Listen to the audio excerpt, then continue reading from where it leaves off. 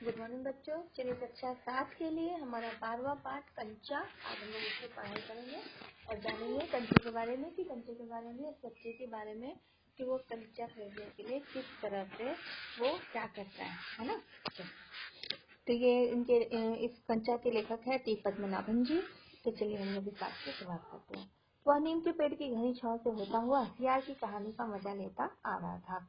हिलते डुलते उसका बस्ता दोनों तरफ झूमता और खनकता था।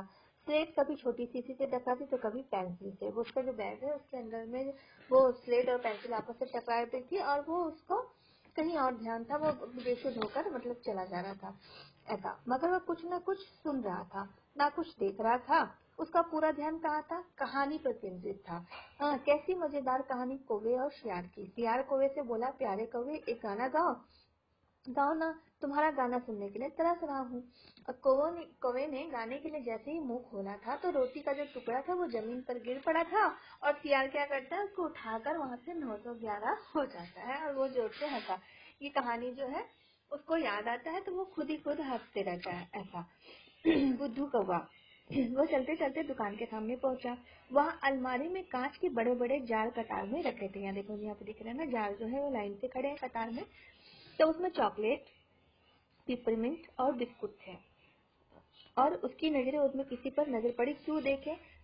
उसके पिताजी ये चीजें बराबर ला देते थे। उसकी नजर उस चीज पर नहीं पड़ी। क्यों? क्योंकि पिताजी इसको हमेशा लाकर ये सब देते थे। उसकी नजर किस पे पड़ती है? फिर एक नए जार की और उसका ध्यान आकृष्ट हुआ। मतलब उसका ध्यान गया एक नए जार पर। कि मतलब अपनी और ध्यान खींच लिया वो कि क्या था। तो वहाँ कंधे से लटकते बस्ते का फीता एक तरफ हटाकर उस जार के सामने खड़ा टुकुर टुकुर ताकता रहा। टुकुर टुकुर लगातार देख रहा था। अब नया नया लाकर रखा गया, उससे पहले वह चीज यहाँ नहीं देखी है। पूरे जार में कंचे हैं, हरी लकीर वाले बढ़िया सफेद गोलदार कंचे, गोल कंचे, बड़े आंवले जैसे। कितनी खूबसूरत है। यहाँ तक कि अब तो ये कहाँ थे? शायद दुकान के अंदर। अब दुकानदार ने दिखाने के लिए बाहर रखा होगा। उसको देखते देखते जार बड़ा होने लगा। वह आसमान सा बड़ा हो गया। वह भी उसके भीतर आ गया। मतलब वो देखते देखते वो अपने मन में ना सोचने लगा कि जार बहुत बड़ा हो गया है, मैं जार के अंदर चला गया हूँ। अब वो मतलब अलग ही सपना देखने लगा वो। हाँ, कंचे हरे लकीर वाले बड़ा होने लगा। अब वो भीतर आ गया। वहां पे कोई लड़का तो था ही नहीं। अब फिर भी उसे वही पसंद था। छोटी बहन के हमेशा के चले जाने के बाद वह अकेले ही खेलता था। उसकी बहन की किसी कारणवश मृत्यु हो जाती है तो फिर वो अकेले ही रहता। लेकिन वो किसके साथ खेलता? वो तो बिल्कुल अकेले था। वो कंचे चारों तरफ भी खेलता, मजे से खेलता रहा। तभी एक आवाज आई। वो मतलब सपना देख रहा था कि मैं खेल रहा हूँ कंचे के साथ अकेले। अब लड़के तो उस जार को नीचे गिरा देगा। वह चौंक उठा।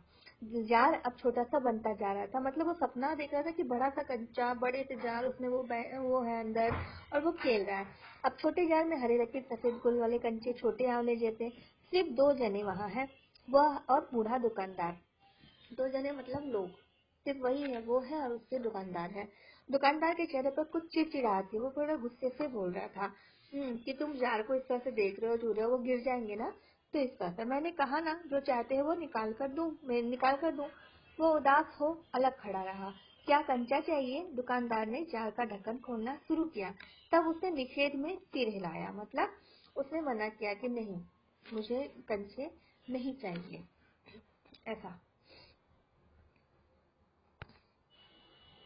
अब तो फिर अब सवाल किया उसने, तो फिर क्या चाहिए? तो सवाल खूब रहा, क्यों उसे कंचा चाहिए, क्या चाहिए? उसे खुद मालूम नहीं था। जो भी हो, उसे कंचे को छूकर देखा। जार को छूने पर कंचे का स्पर्श करने का एहसास हुआ। अगर वो चाहता तो कंचा सॉरी अगर वो चाहता तो कंचा ले सकता था। लेकिन क्या होता है, स्कूल की घंटी सुनकर वह बस्ता थामे वो दौड़ पड़ा। मतलब उसको ना स्कूल की घंटी की आवाज आ गई कि स्कूल की घंटी मतलब टाइम हो चुका है। अब वो तो कंचे में ही, मतलब उसका ध्यान कंचे में है, उसका ध्यान कहीं और चला गया कि अब वो मतलब अपने आप को कंचे से ही खेलने लगा। तो इस तरह से अचानक उसे घंटी की आवाज सुनी, वो दौड़ कर भागा। अब क्या, देर से पहुंचने वाले लड़के को पीछे बैठना पड़ता था। उस दिन वही सबसे बात वही पहुंचा था सॉरी। इसीलिए वो चुपचाप पीछे के बेंच पर जाकर बैठ गया। सब अपनी अपनी जगह पर है। रामन अगली बेंच पर है, वह रोज समय पर आता है। तीसरी बेंच के आखिर में मल्लिका के बाद अम्मू बैठी है और जॉर्ज दिखाई नहीं पड़ता है। ये जो अप्पू है वो जॉर्ज को ढूंढ रहा है। अब सब अपनी अपनी जगह पर है। अब जो लड़कों के बीच जॉर्ज ही सबसे अच्छा कंचे का खिलाड़ी है। कितना भी बड़ा लड़का उसके साथ खेले जॉर्ज से मात खाएगा। हारने पर यूं ही विदा नहीं हो सकता। हारे हुए को अपनी बंद मुट्ठी जमीन पर रखनी होगी, तब जॉर्ज कंचा चलाकर बंद मुट्ठी के जोड़ों को हड्डी तोड़ेगा। अब जॉर्ज क्यों नहीं आए? अरे हाँ, जॉर्ज को बुखार है ना। उसे रामन ने ये सूचना दी थी कि मल्लिका को सब बताया था। जॉर्ज का घर रामन के घर के रास्ते में पड़ता है। अप्पू की कक्षा की तरफ ध्यान नहीं दे रहा था। अप्पू का ध्यान जॉर्ज की तरफ था और कंचे की तरफ था कि जॉर्ज जो है वो कंचे का खिलाड़ी है, वो कंचा बहुत अच्छा खेलता है और वो अगर रहता तो किस तरह से वो सबको हराता है कंचे में, ऐसा उसके ध्यान में आ रहा था। मास्टर जी बहुत हड़बड़ी में पुस्तक खोलकर सामने रख ली। रेलगाड़ी का सबक था। रेलगाड़ी का मतलब अभी चैप्टर को पढ़ाया जा रहा था। सबक मतलब सीख था। रेलगाड़ी रेलगाड़ी पृष्ठ 35। घर पर उसने यह पाठ पढ़ लिया है। अब मास्टर जी बीच बीच में बेचते मेज ठोकते हुए ऊंची आवाज में कह रहे हैं, बच्चों तुमसे कई ने रेलगाड़ी देखी होगी, तुमसे कई ने मतलब सब लोगों ने भाप की गाड़ी भी कहते हैं, क्योंकि उसका यंत्र भाप की शक्ति से ही चलता है। भाप का मतलब पानी से निकलती भाप से है। तुम लोग घर में चूल्हे में भी। अप्पू ने सोचा रेलगाड़ी, उसे रेलगाड़ी देखी है, चुप चुप यही रेलगाड़ी है। वो भाप की गाड़ी का मतलब। अब मास्टर जी की आवाज अब कम ऊंची थी। वे रेलगाड़ी के हर एक हिस्से के बारे में समझा रहे थे उसके मास्टर जी। अब पानी रखने के लिए खास जगह है। हाँ, इसे अंग्रेजी में बॉयलर कहते हैं और ये लोहे का बड़ा पीपा है। लोहे का एक बड़ा कांच का जार, इसमें हरे रंग के सफेद वाले गोल कंचे, बड़े आंवले जैसे। जॉर्ज जब अच्छा होकर आएगा तब उससे कहेगा। समय जॉर्ज कितना खुश होगा। सिर्फ वो दोनों खेलेंगे, किसी को साथ खेलने नहीं देंगे। ये उसके मन में चला था। वो रेलगाड़ी की तरफ सुन ही नहीं रहा है कि मास्टर जी क्या पढ़ा रहे हैं। अब उसके चेहरे पर एक चौक का टुकड़ा आ गिरा। हाँ, अनुभव के कारण वो उठकर खड़ा हो गया। मास्टर जी गुस्से में है। अरे तू उधर क्या कर रहा है? हाँ, उसका दम घुट रहा था। बोल। वो खामोश खड़ा रहा। क्या क्या नहीं बोलेगा? वे अप्पू के पास पहुंचे। सारी कक्षा सांस रोके हुए उसी की तरफ देख रही थी। उसकी घबराहट बढ़ गई। मैं अभी किसके बारे में बता रहा था? मास्टर जी पूछते हैं। तो कर्मठ मास्टर जी इस लड़के का चेहरा देखकर समझ गई कि उसके मन में कुछ और है। शायद उसने पाठ पर ध्यान दिया ही नहीं है। अगर दिया होता तो उसके जवाब उसके मन से बाहर ले आना है। इसी से उनकी सफलता है। हाँ हाँ हाँ बता, डरना मत। मास्टर जी ने देखा अप्पू की जबान पर जवाब था हाँ हाँ। वह कांपते हुए बोला, कंचा कंचा। वे सकपका गए। और मतलब वो तो पढ़ा रहे हैं क्योंकि सकपका गए मतलब वो घबरा गए। हाँ, स्टैंड अप, खड़े हो जाओ। तो उसने कहा मास्टर जी की आंखों में चिंगारियां सी लग रही थी। कि मैं क्या पढ़ा रहा, मतलब वो क्रोधित हो रहे थे, गुस्से में थे वो। हाँ, अप्पू रोता हुआ बेंच पर चढ़ा। पड़ोसी कक्षा के टीचर ने दरवाजे से झाँक कर देखा, फिर सम्मिलित हंसी। मतलब पड़ोसी कक्षा के टीचर जो थे वो देखे कि क्या हो रहा है अंदर, सब मिल के हंसने लगे। रोकने की पूरी कोशिश करने पर भी वो अपना दुख रोक नहीं रहा और सुबकता रहा। मतलब वो सोच रहा था कि नहीं कुछ, मतलब सब हंस रहे हैं। फिर भी मैं कुछ नहीं बोलूं। वो अंदर अंदर ही सिबुक रहा था। मतलब उसे बहुत बुरा लग रहा था कि सभी हम मुझे देखकर हंस रहे हैं, तो उसको बहुत बुरा लग रहा था इस तरह से। अब रोते रोते उसका दुख बढ़ता ही गया। अब उसकी तरफ देखते देखते सब हंसी उड़ा रहे थे। रामन, मलिका सब हंस रहे थे। उस पर बेंच पर खड़े खड़े उसने सोचा, दिखा दूंगा सबको, जॉर्ज को आने दो। जॉर्ज जब आएगा तो जॉर्ज के आने पर वह कंचे खरीदेगा, जिनमें से किसी एक को वह खेलने नहीं बुलाएगा।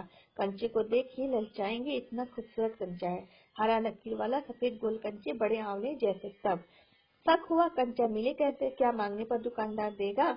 जॉर्ज को साथ लेकर पूछे तो नहीं दे तो ऐसा। अब किसी को शक हो तो पूछ लो। मास्टर जी ने उस घंटे का सबक समाप्त कर दिया। क्यों किसी को कोई शक नहीं? अप्पू की शंका अभी तक दूर नहीं हुई थी। वह सोच रहा था, क्या जॉर्ज को साथ ले चलने पर दुकानदार कंचा नहीं देगा? अगर खरीदना ही पड़े तो वो कितने पैसे लगेंगे? रामन ने मास्टर जी से सवाल किया। उसे सवाल का जवाब मिला। अम्मिनी ने शंका का समाधान कराया। कई छात्रों ने यह दोहराया। अप्पू क्या सोच रहे हो? मास्टर जी ने पूछा। हाँ पूछ लो, शंका क्या है? शंका जरूर है। क्या जॉर्ज को साथ ले चलने पर दुकानदार कंचे देगा? नहीं तो कितने पैसे लगेंगे? क्या 5 पैसों में मिलेगा या 10 पैसों में? क्या सोच रहे हो? पैसे? क्या कितने पैसे चाहिए? किसके लिए? वो सब कुछ नहीं बोला। वो लकीर वाले सफेद गोल कंचे उसके सामने से फिसलते गए। मास्टर जी ने पूछा, क्या रेलगाड़ी के लिए? उसने सिर हिलाया। बेवकूफ, रेलगाड़ी को पैसे से खरीद नहीं सकते, अगर मिले तो उसे लेकर क्या करेगा, वो खेलेगा, जॉर्ज के साथ खेलेगा। रेलगाड़ी नहीं, कंचा। चपरासी एक नोटिस लाया। मास्टर जी ने कहा जो फीस लाए हैं वे ऑफिस जाकर जमा करते। अब बहुत से छात्र गए। राजन ने कहते थे अप्पू के पैर में चिकोटी काटी, मतलब उसको चुनटी काटी न, अप्पू को। उसे पैर खींच लिया। तभी उसे याद आया कि उसे भी फीस जमा करनी है। पिताजी ने उसे 1.5 रुपया इसके लिए दिया है। अब उसने अपनी जेब टटोल कर देखा, 1 रुपये का नोट और 50 पैसे का सिक्का। वह बेंच पे उतरा। किधर, मास्टर जी ने पूछा। उसे कंठ से खुशी के बुलबुले उठे। फीस देनी है। फीस मत देना, मास्टर ने कहा। वो झिझकता रहा। ऑन दी बेंच, वह बेंच पर चढ़कर रोने लगा। क्या भविष्य में कक्षा में ध्यान से पढ़ेगा? ध्यान दूंगा। वह दफ्तर गया। दफ्तर में बड़ी भीड़ थी। बच्चों एक एक करके आओ, और क्लर्क बाबू बता रहे हैं पहले मैं आया हूँ। इस तरह से मैं ही आया हूँ, बाकी मेरे बाकी पैसे। इस शोरगुल से अप्पू दूर खड़ा रहा। वो देख रहा था वो फीस जमा करने क्या वहाँ भीड़ है, तभी अपनी भी बात करे। रामन ने फीस जमा की, मल्लिका ने भी फीस जमा की। अब थोड़े से ही लड़के बचे हैं। वह सोच रहा था जॉर्ज को साथ लेकर चलूं तो देगा ना, शायद देर नहीं तो कितने पैसे लगेंगे, 5 पैसे 10 पैसे। हरे लकीर वाले गोल सफेद कंचे। घंटी बजने पर फीस जमा किए सभी बच्चे उधर से चले। वह भी चला, मानो नींद से जागकर चल रहा हो। क्या सब फीस जमा कर चुके हैं? कक्षा छोड़ने के पहले मास्टर जी ने पूछा। वह नहीं उठा। शाम को थोड़ी देर इधर उधर टहलता रहा। लड़के गीली मिट्टी में छोटे छोटे गड्ढे खोदकर कंचे खेल रहे थे।